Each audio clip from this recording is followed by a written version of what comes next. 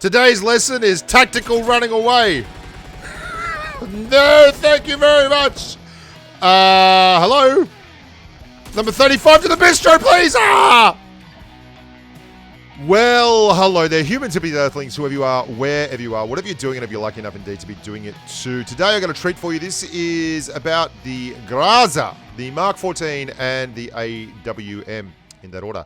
I call it the Groza because that's its name, and if you get triggered because I don't call it Groza, like as in I grow weed for a living, then that's because you don't like pronouncing things the way they're pronounced in the place where they're pronounced, like Groza.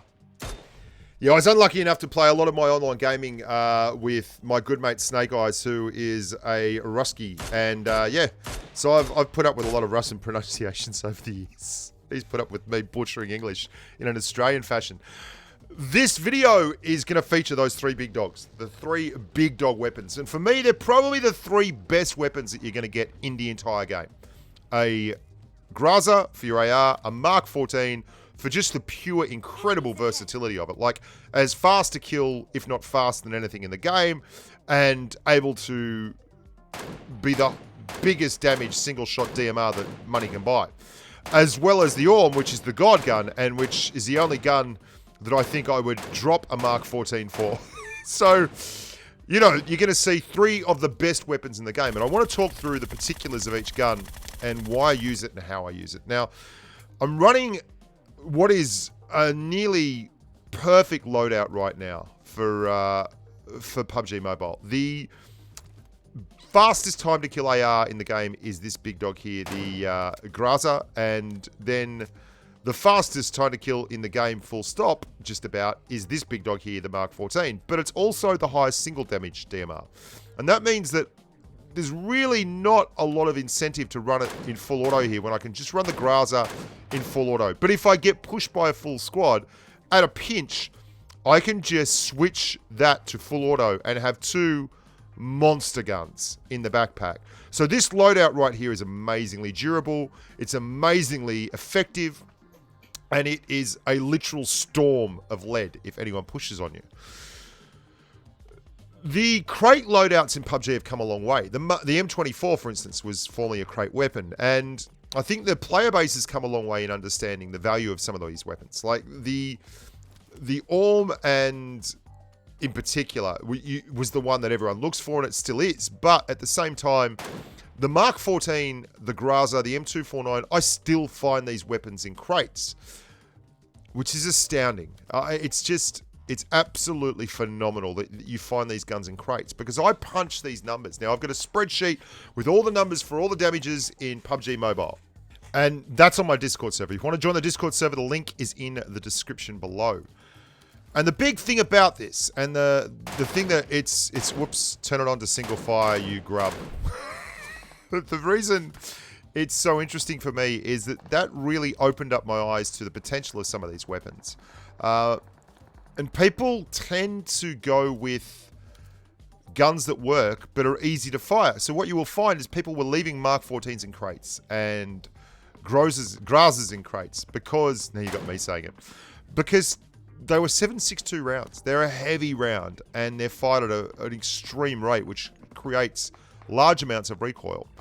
Yet people will run AKMs all day long and leave Grozas in crates. I'm like, the AKM is a very poor cousin of the Groza.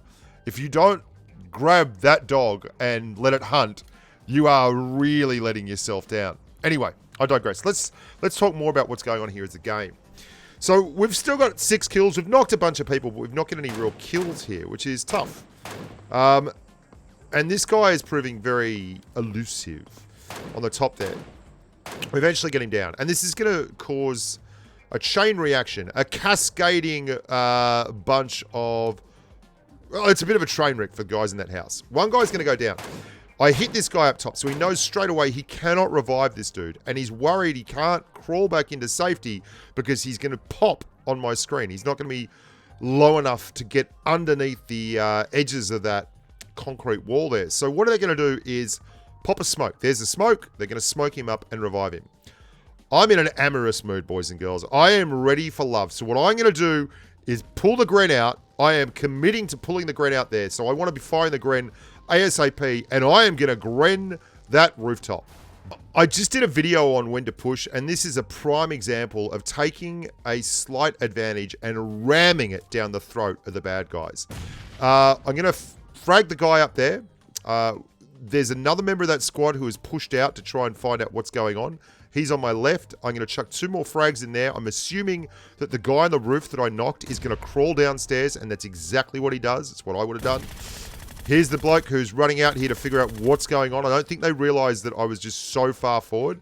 This guy comes pre-firing around the corner from the squad, and we clear them. That's a squad clear. Excellent stuff. And that was all based around that one knock.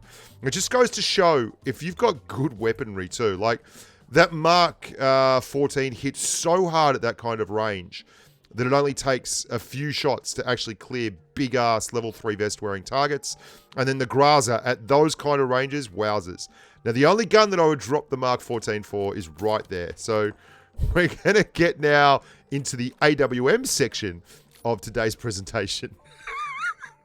We've got 9 kills. We can hear people. Someone's coming down that hill, and someone is firing at this area here from the bridge. Now, I've cleared the 3 that are in here, but no one at the bridge knows that. As far as they're concerned, there's still 3 dudes in here who just won't leave them alone. And that's all well and good. I'm a little bit worried about this railing, so I just push out. There we go. The bloke's next to the actual tree over there, and here comes his buddy. We hit him once in the leg, and then as he kneels down to revive, we're going to hit him on the ass, and that's enough. 2 taps, one of the leg, one of the buttocks, is enough to clear anyone with an AWM. This is obviously the God gun. Now, the AWM, I think the base damage is 132 with no vest. 132. I mean, yeah, that's a lot of Somalians. And it's why... I don't know how that dude is still up. Yep, keep running. Keep running. He runs into the smoke. He's like, I'm leaving that boy over there. Oh, am I going to get him up? No, I can't. He's going to die. And he's just stuck there behind a tree while I shoot badly like a potato. Around about now, there's 6 others left alive. This guy's decided, oh my God, saved by the railing. And a lot of people will do that. They'll be tap firing M416s because they think that tap firing M416s is amazing. But it's only amazing if the other guy isn't shooting back at you with an AWM. If someone is shooting at you with an AWM, never, ever, ever sit still, because obviously a headshot like that with an AWM is an insta-kill regardless of the level of helmet you've got. And that's why this is called the God gun, because it can quite literally reach out and touch.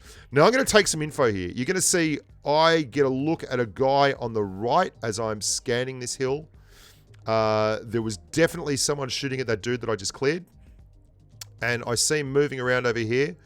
But I don't want to take a shot that's ill-advised. I want to make sure that if I get a shot on them, it's a clean headshot or a clean shot. I want them to come across that ridge line and actually give me a look in. What's actually happening here, though, is there is still people between me and that bloke that I just spotted up there to the northwest. And they are going to push in on me here in this little house. Now, this is one of those perfect situations which you so rarely get in PUBG Mobile, where everything is going my way.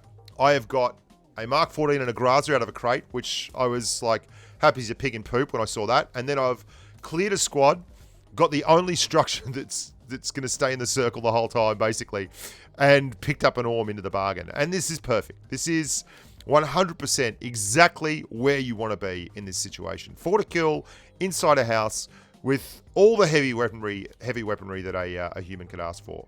It's around about now that the circle shrinks to me at the exact center, and I'm like, hello, Dorothy, does not get much better than this. And I'm feeling quite aggressive. So what's going to happen is people are going to push up.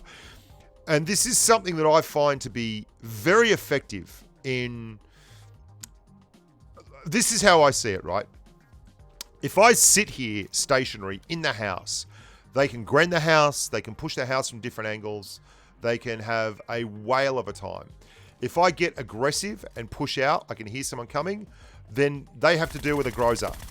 And I heard the guy pull the pin on that grenade. As soon as I heard him pull the pin, I was balls out going to push, because there is no way around it. If he's got a gren out and I've got a Groza, the odds of him actually getting that done are massively against him. I don't know what that dude was doing, what he was shooting me with. I think he might have had something that he had on single shot instead of having it on full auto. We've all done that. I've done that a lot, especially with the Mark 14. We're down to the last two. And it is that bloke that I didn't take the shot on to the northwest on the ridge line, and his amigo. You saw what I just did with the last bloke that came and pushed from that direction, the bridge direction. They're going to push from that direction again. But what I'm going to do here, which is a little bit different, is I'm going to get on the ground and I'm going to put a couple of Grens out. Now, I'm going to put a Gren down the right-hand side of that little set of buildings and one on the left-hand corner. The Gren on the right-hand side, I'm going to push. What do I mean by that? Well, after the Gren explodes, I'm going to be pushing around that corner directly after it. And then the Gren on the left-hand side is going to stick there. And if they push into that, they get blown up, right? So it's very simple. It allows me a few seconds of absolute certainty knowing that I'm safe on the left and that I've got a clear push on the right. And the push isn't going to get me the kill, but it's going to allow me the ability to actually set up the final kills by changing the angle of my attack. And you'll see what I mean in just a second. There's the Gren on the right. We're going to push behind that Gren. Gren on the left. I hear them. They've got to be behind that wall. There's nowhere else they can be. Like, if I can hear them, they've got to be behind that wall. And they're looking on the ground floor still because I was up in that house the entire rest of the time. Here we go. Just going to set it up. Give him a chance just to start reviving his buddy. Aggression, aggression, aggression, aggression. Be aggressive. Be aggressive. That's what one of my son's mates always says when they're playing basketball. Be aggressive. Be aggressive. I don't know if that's a song. There you go. I hope you guys enjoyed that. Groza, Mark 14, AWM. Get to a crate near you and really rock and roll. Until next time, look after yourselves. Stay safe on the battlefield. If you want to join Discord and get that that spreadsheet, obviously the link is in the description below. If you want to actually become a patron, it's patreon.com/the Bushka. And if you just want to have a good time and rock out with your walkout, then yeah, hang around and like the videos and subscribe. Bye for now.